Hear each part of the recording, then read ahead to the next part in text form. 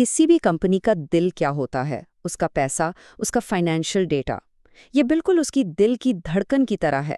अगर ये डेटा, ये धड़कन जरा सी भी गलत हो जाए तो समझे पूरी कंपनी की सेहत खतरे में पड़ सकती है। तो सवाल ये है कि इस मालियाती दिल को महफूज कैसे रखा जाए। आइए इसकी गहराई में उतरते हैं। यही वो बड़ा सवाल है जिसका जवाब हर बिजनेस को, हर कंपनी को तलाश करना होता है। और इसका जवाब पता है कहाँ से शुरू होता है? एक बहुत ही मरकजी, बहुत ही अहम जगह से। इस सब की ऐन मरकज में है जनरल लेजर। ये सिर्फ एक खाता या एक किताब नहीं है, ये कंपनी का फाइनेंशियल कमांड सेंटर है। हर एक रुपए का लेन देन, चाहे वो कहीं भी हो, आखिरकार यहीं आकर जमा होता है। इसीलिए इसे कंपनी की माली हैसियत के लिए सच्चाई का वाहिद जरिया या सिंगल सोर्स ऑफ ट्रूथ कहा जाता है। लेकिन सोचिए, अगर सच्चाई के इसी जरिए में कोई गड़बड़ हो जाए, गलती से या इससे भी बदतर जानबूझकर कोई धोखाधड़ी हो जाए, तो उसके नताइज तबाहकुन हो सकते हैं। गलत फाइनेंशियल रिपोर्टिंग से लेकर कंपनी के दिवालिया होने तक खतरात वाकई बहुत बड़े हैं। तो इसका हल क्या है? हल है दाखिली कंट्रोल्स का एक मजबूत निज़ाम। इसको एक किले की तरह समझें जिसकी कई दीवारें हों। एक कसीर सतही दिफाई निज़ाम जो जनरल लेजर को हर मुमकिन खतरे से बचाने के लिए डिज़ाइन किया गया है। तो ये दिफाई निज़ाम असल में है क्या? चलें देखते हैं। उसका एक पूरा ब्लूप्रिंट है जो 5 बुनियादी सुतूनों पर खड़ा है। ये 5 कंट्रोल सरगर्मियां ही मालियाती तहफ़्फ़ुज़ की बुनियाद हैं।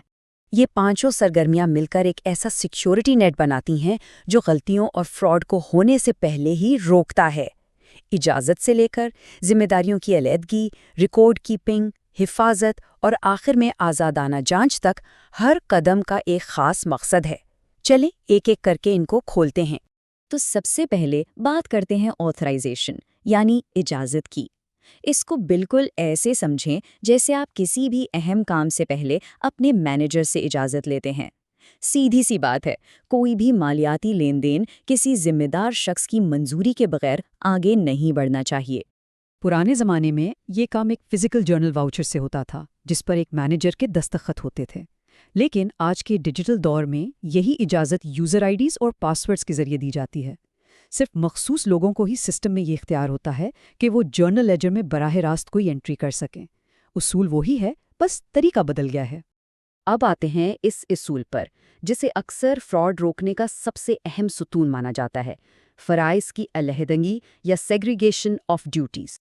उसके पीछे जो आइडिया है वो बहुत सादा लेकिन इंतहाई ताकतवर है। किसी एक शख्स को कभी भी किसी मालियाती लेन देन के तमाम पहलुओं पर कंट्रोल नहीं देना चाहिए। क्यों?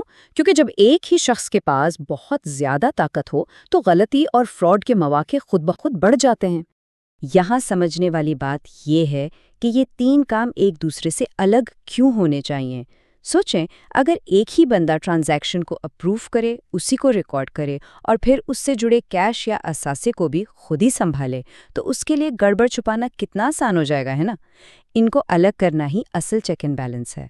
अमली तौर पर इसका मतलब क्या है? इसका मतलब ये है कि जो शख्स जनरल लेजर में एंट्रीज कर रहा है उसे 3 काम बिल्कुल नहीं करने चाहिए। वो अपने ही बनाए हुए वाउचर को खुद मंजूर नहीं कर सकता, उसे कंपनी के असासों जैसे कैश या इन्वेंट्री तक रसाई नहीं होनी चाहिए और ना ही उसे छोटे लेजर्स जैसे अकाउंट्स रिसीवेबल को संभालना चाहिए। अब देखते हैं कि ये क्लासिक उसूल आज के जदीद आईटी सिस्टम्स में कैसे लागू होते हैं, क्योंकि टेक्नोलॉजी ने इन कंट्रोल्स को और भी मजबूत और आप कह सकते हैं कि खुदकार बना दिया है।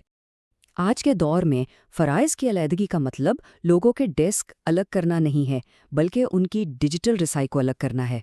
उसूल वही है, बस मैदान जंग बदल गया है और अब ये जंग सॉफ्टवेयर के जरिए लड़ी जाती है। ये स्लाइड इसकी एक बेहतरीन मिसाल है। माइक्रोसॉफ्ट डायनामिक्स जैसे सिस्टम में एक क्लर्क शायद ट्रांजैक्शन बना सकता है, लेकिन उसको फाइनल पोस्ट करने का बटन सिर्फ मैनेजर ही दबा सकता है अपने यूज़र आईडी और पासवर्ड से।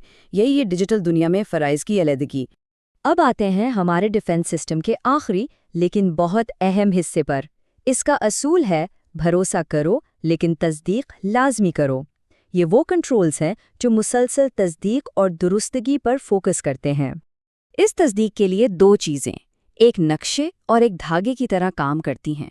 पहला, चार्ट ऑफ अकाउंट्स ये एक नक्शा है जो बताता है कि हर पैसा अपनी सही मंजिल तक कैसे पहुंचेगा।